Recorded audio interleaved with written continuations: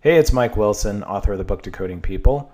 And in today's installment of our decoding series, we are going to be decoding business. So what we're going to do is apply our decoding model to business planning to help you create an effective business plan, hopefully. So let's start with some overall concepts. So have you ever wondered why it is, and maybe this is something in your own business world that you're struggling with, that business success is very ephemeral and difficult to sustain? Companies don't typically go past the people that directly started them. Long-term businesses are hard to maintain. And then in other cases, you may be struggling with a small company and wondering why you haven't grown past a certain size, and even mid-sized companies can struggle with this particular issue. And then in the marketplace, why is it that some companies succeed and other ones sort of fade away? And oftentimes, it's not always the best company with the best products and services that wins. And why is that? So what we're going to do is we're going to start by using our decoding model to think like a business. And if you've read the book, then you understand that basically we kind of use a four-dimensional model that maps the spectrum of people. And in business, obviously, the one constant you can rely on, regardless of profitability, market conditions, products, services, all that, is it's going to involve people. So that's why the model can be used effectively to describe how your company appears in people's minds. So let's start doing that. So if we try and think like a successful company, one of the things that we can ask is or answer is sort of the why question. So for classic entrepreneurs, they have a great vision of how they're going to change the world, and that's what really drives them. So if we're thinking about our company from an entrepreneurial perspective, we're wondering why or where we fit in the world. Obviously, most people don't start a business to make no money, so there's some level of thought that has to go into it, and we almost need to think like an accountant. So how can we be more efficient, profitable, that kind of thing? And then obviously in some companies, particularly sales-driven companies, we want to think like the customer. So who is the product or service that we're selling right for? And what do we have in common with them, and how do we fit into broader trends that we're both aware of? And then think about it from the internal culture or the sort of long-term customer perspective. So what are we doing to create believers? So and we've all worked in companies where we don't totally understand exactly what or why we're doing what we're doing. We just do it because it's our job and we're told to do it. But really what changes the world and what makes companies successful is when they're able to attract a group of people, both internally and externally, that really believe in what the company is there for and what they're doing. So as I mentioned, in business, people are really the constant, and this kind of outlines the general concepts of the decoding model. I won't go into more detail. It's obviously covered in the book, but hopefully that helps you. So as we just said, the business either exists to change the world, be successful, be profitable, or service customers. Or, in the case of our decoding model, all of the above. And I think that's the fundamental concept that we really want to describe here, is that typically what happens is businesses are successful in certain areas of this spectrum, but they are not successful in all areas of the spectrum. So when you're thinking about it from a planning perspective, what you want to do is address each area of the spectrum and say, how are we doing in this area? What could we improve? How could we do things better? What do we need to develop so that you're maximizing your opportunity as a company? So let's talk about the different ways that this model typically happens in the real world and how businesses build, grow, expand, and succeed long term. So let's look at a couple different ways that businesses generally come to exist. And there's no right or wrong method or right or wrong system to get there. The important thing is that you do get there, and we'll talk about how each area of the model sort of gets filled in as the company grows. So let's start with the first one, which is it's the type of company where someone just has a very clear entrepreneurial vision of what they want to do. So we're going to use pretty well-known companies for the most part to go through some of our examples. So let's talk about Bill Gates and Microsoft. All right, and then let's look at how you start with a concrete vision, and then how you sort of fill out this balance and how it happens kind of organically. So the argument that I make in Decoding People is that successful companies, businesses, organizations, groups, individuals all eventually come around to having the full spectrum of communications mapped out, whether it's intentionally or not intentionally. So when you think about it from a business planning point of view, if you do it more intentionally, you'll be successful sooner, if that makes sense. So Bill started with a very simple concept, which is he saw some of the PC revolution coming, and he wanted to get a computer in every home. So one of the interesting things about it is there's a lot of decisions he could have made after that in terms of how he would make money on it. But Microsoft has always been very clear up until recently when they've faced some more stiff competition and indirectly, and I'll explain what exactly that means in a minute. He was very clear that the low profit margin part of the business was really the hardware part of it, and they didn't want any part of that, and that they were going to focus on the software side of it. And I think that decision in and of itself really made them successful. And there are other companies that were much more successful or pretty successful on the hardware side, but as you well know, that market's always been low margin. It's always been very competitive, and it's always been difficult to grow a successful long-term company in that area. As I mentioned, he sort of saw the trend coming that everyone would eventually need a personal computer or technically a business computer. Or another way to say it is each person would need their own computer, whether they're at work or at home, and they'd want to have access to that. And then I think from a cultural perspective, and here's a classic photo from 1979 that's pretty well known, he really sort of surrounded himself and both on the internal and external side of it, so his customers and the employees, it was sort of nerdy products for nerds. They made nerdy software for nerds. And then that became sort of business software for business people, so it expanded a little bit more broadly. And I think that, so to summarize, and you'll hear this sort of value statement, so what he was able to do was become famous for changing the world in a small way, at least in the computer industry, while making a profit and enjoying doing it. So I think that kind of spans the entire spectrum of the business. So like I said, when you break it down into these sort of four broad areas that connect in people's minds, it makes a lot more sense. All right, so let's go to our next example and take another path to the same kind of thing or the same kind of success, and we're going to do it with Bill's counterpart, who saw a very clear market opportunity. And what he saw was that although the computer industry was great for nerds, like we just mentioned, and eventually sort of high techie business people, what about the rest of us? And I think this was most clearly articulated in the famous Apple campaign, which was, hi, I'm a Mac, hi, I'm a PC, and articulating the differences. So what Steve's idea was that we're going to build technology, and I use the word technology, not computers, because to me this is where it's the classic example of category management, which is Microsoft for a long time has believed it's in the PC business and continues to operate it to this day. So we make software basically for PCs, whereas Steve really saw, especially in the last couple decades, that his company was really in the technology business. So whatever they were going to do was going to be for a computer. Their approach was going to work for any type of technology. And what he saw was that the trend was that technology could really be positioned as more of a fashion statement, a lifestyle statement. And the way he wanted to make money was he's going to ask people to pay a little bit more money, but what he's going to do is give you a simple to use product that's very beautiful, easy to use, and that's the trade-off. So again, for other people besides the people that love computer and computer technology inherently, he was going to present some products that were very usable, simple, and totally integrated. So you didn't have to worry about Microsoft's challenge of, well, the operating system is this and the computer hardware is this, and I've got to put it all together. For a lot of people, that's fun.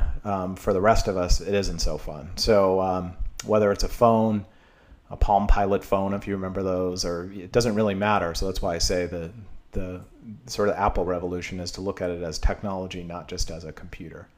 And the culture that they built is kind of made famous as well. And I think that, Apple's been used ad nauseum, so it's like yet another Apple example, right? But I think what's really important from the decoding perspective is that if you think about it, Apple is one of the rare companies that has very clearly defined each aspect of this spectrum. So in other words, they've explained exactly what their culture is.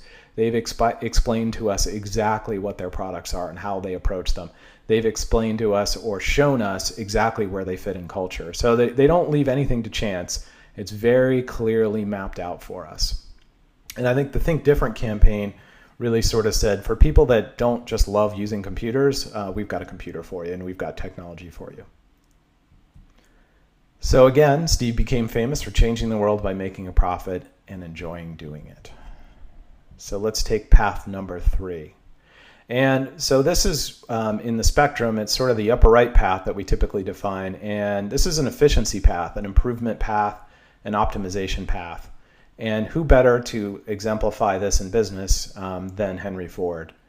So the way Henry saw the world is, wait a second, we could make these things, these new things that people really want, and we're going to make them cheaper. And what you have to remember is at the time, most people use horses. Cars were very limited.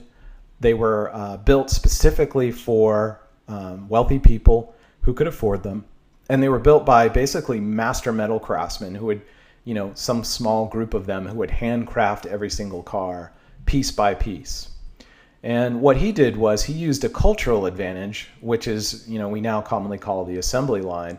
And it was really a team approach where he lowered the skills necessary to build the vehicle and had people work in groups instead of as expert craftsmen. So obviously this connected on the trend out there that automobiles were beginning to replace horses because of a lot of different advantages. And the net result is that the goal of the company ended up being cars that people can really afford. And so that's what really sort of made Ford successful, was that they kind of came up with this magic combination. So again, they could have not come up with one area of that, or they could have started it a different way and maybe had a different result. But they certainly did approach each area of the spectrum and figure it out. And again, same thing. Henry Ford became famous for changing the world by making a profit and enjoying it. So another approach that you can use, or another path to success that people often follow, is they start with their customers, users, some kind of group. And I'm going to use the example, and anyone over 15 out there may or may not have heard of Marcus Notch Persson, but he was the guy that invented Minecraft. And as you can see from the stats on screen, he's approaching 16 million people who have bought the game, and he's selling it at a rate of about 20,000 people a day in the last 24 hours. So the company's made $129 million in 2013. 2014 is not available right now, but so he's been very, very successful, and a very different approach than the other 4 that we described.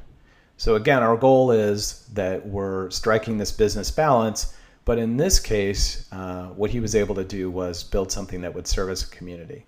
And so what he did was he started with a decentralized model. So this is kind of the bottom up, building a company bottom up. So he put his product in the hands of users and let them build the company for him, basically.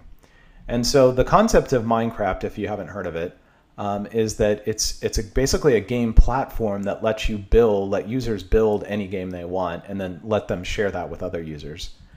So it really capitalized on the overall trend of technology as sort of a social platform. And so what it's really become is a fun way for people to do their own thing, build their own thing, share it with friends, connect with friends, that kind of thing.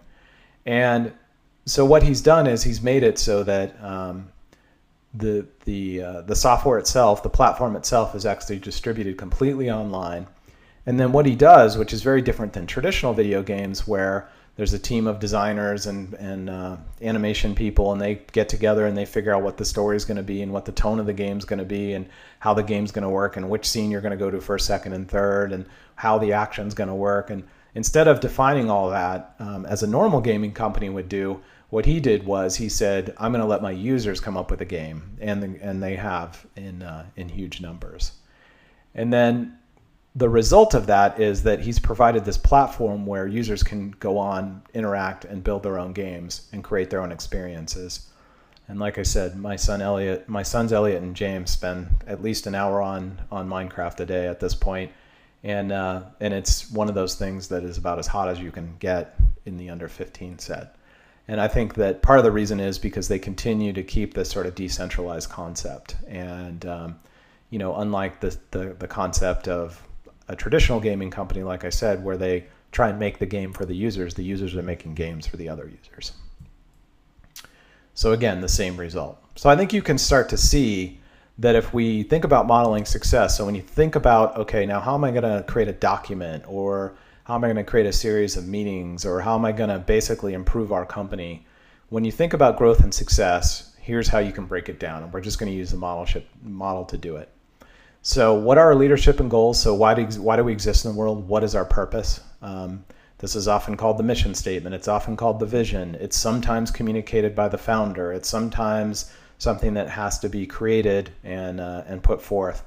But it should exist and it should be true. And then what is our product and service strategy? So how do we make money consistently? So how do we capitalize on our market opportunity, and how do we make it profitable? So there's a lot of companies that will, especially recently venture funded companies, that will identify a market opportunity but never quite figure out how to make money on it other than going public or something like that. So I think that really will continue to be a challenge for any long-term business. And then what market trends and opportunities really are driving us? So this to me is sort of the heart of the sales and marketing strategy. So you can almost imagine, let's say you're writing a business plan. You really want to sort of map out each area of the company and really think about it and really say, what are we doing in this area? So on the sales and marketing side, this is new customers, current customers. How are we going to track? What trends are we going to take advantage of? Where are our customers going? What other things can we do for them? How do we reach more of them? All the kind of out there in the world connection questions really need to be planned out. And then I think that from a culture, community, internal perspective, what is our company like? What is the culture of our company like? And I think the easiest way you can think about this is to answer the question, what kind of people are our kind of people? So in Apple's case, they said they're the kind of people that think about things differently than other people. They're the creative people, the crazy ones, that famous campaign. So I think that's, in their case, probably a marketing slant on it, but it's probably also pretty true when you look at the products that come outside of the company. This is sometimes difficult as well because it creates kind of an emotional or irrational connection to a company and its customers and its employees. But I think that what you really want to look for is that would people come to work regardless of if we paid them? And in 90% of the companies in the world, you could say probably not. So that really sort of speaks to what kind of culture do we really have. So anyway, an important concept here, and when you think about that people are the constant in business, is you want to, and this is more of the traditional model, I guess, of explaining what I just explained. So again, you could break it down into the mission, the vision, what the success drivers, and then the culture. So again, from a business planning point, sometimes that gives you a better reference point into how you might take action on using this model. So I think as long as you keep in mind the 4 dimensions and remember that people are the constant, when you communicate and create the things that you're going to do in your business, it really helps to build these connection points from a communication point of view. So obviously these concepts, we go into much more detail in Decoding People and explain how this model works and the other things it can do for you. It's available on iTunes Bookstore and the Kindle Bookstore. And obviously we are working hard to put more information, more videos, and more tools on idea34.com. So hopefully by the time you're watching this, we will have more resources for you to take advantage of and improve. So anyway, as usual, thanks for your time and good luck decoding business.